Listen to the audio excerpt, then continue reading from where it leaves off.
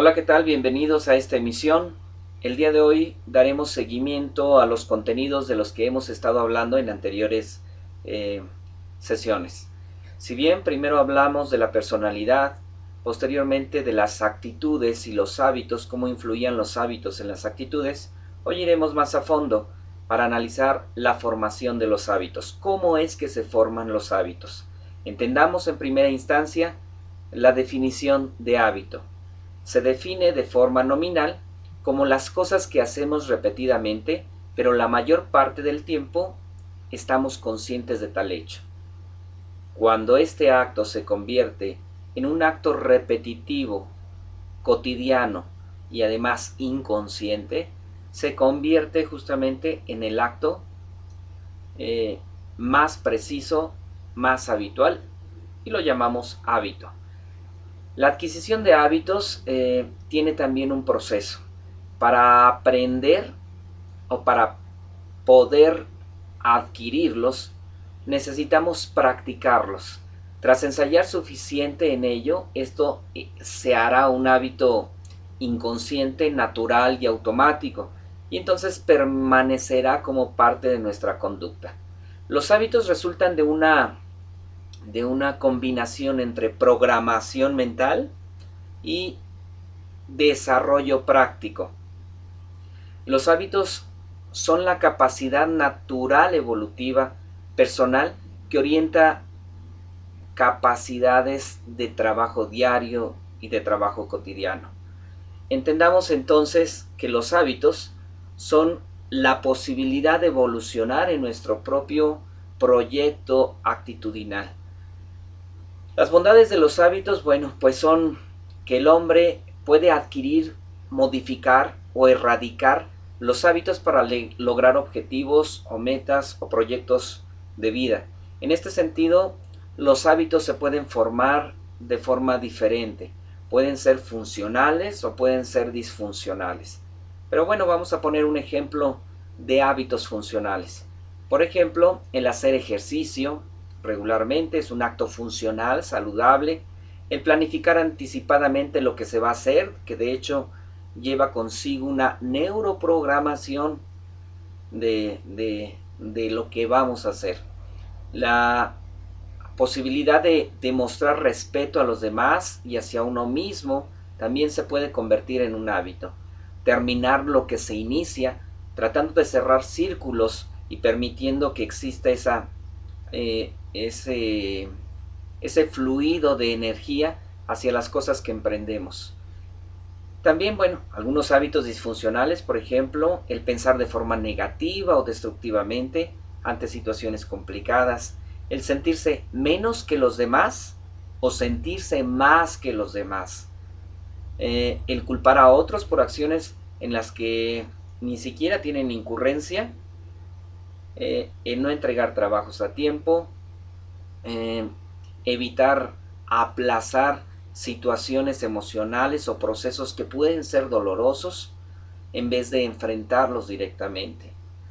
Cuando hablamos de hábitos, hablamos de que existen en el hombre ciertas capacidades. Y las capacidades que pueden moldear los hábitos son la capacidad de imaginar, la capacidad de crear y, ya lo decíamos anteriormente, la capacidad de planear. Además, estas tres situaciones de imaginar, crear y planear nos desarrollan de manera individual la capacidad de prever, de autodirigir y de prever la actuación individual. Es decir, podemos controlar nuestros actos, pueden ser mejor pensados y en función de esto, bueno, los hábitos se convierten en un direccionalizador de la personalidad. El poder de la mente es enorme. De hecho, hoy todavía se siguen investigando situaciones sobre el proceso cognitivo, la realidad que puede existir y que desconocemos aún con respecto a los pensamientos y la influencia que pueden tener en el entorno. La mente construye los hábitos. En base a, en base a esta situación, es la única que destruye también los malos hábitos. Por ello, un hábito es producto de una mentalización profunda, persistente, en base a sentencias o limitantes en la modificación de hábitos. Es decir, si tenemos una sentencia de progreso, hoy me va a ir bien, hoy voy a buscar resolver problemas, hoy voy a tratar de mejorar ciertas situaciones de mi físico, etcétera, esas sentencias se vuelven programación. Así, sentencias negativas como así me hizo Dios infieren una apatía con respecto a la conformación de nuestros propios hábitos, la modelación de nuestras actitudes y obviamente la creación o destrucción de nuestra personalidad. Bueno, para hablar de hábitos, indudablemente necesitamos conocer cómo podemos cambiar los hábitos, cuáles son esos tips que nos permitirían desarrollar pues una mejor forma de proceder, de actuar y de ir forjando esta personalidad.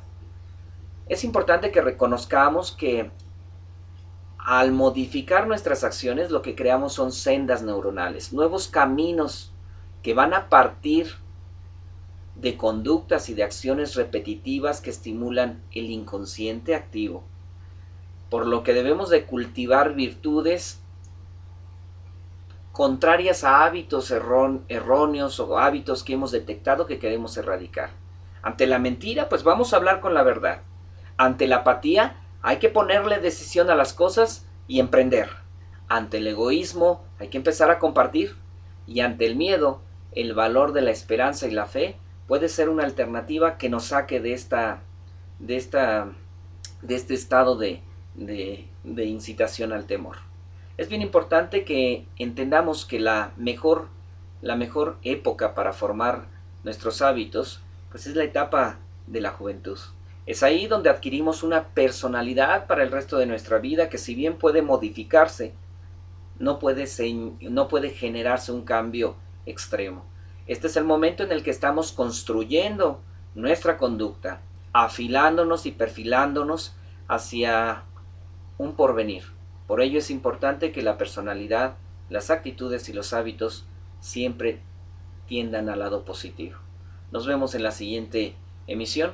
Espero este breve comentario les haya servido. Quedo de ustedes. Hasta la próxima.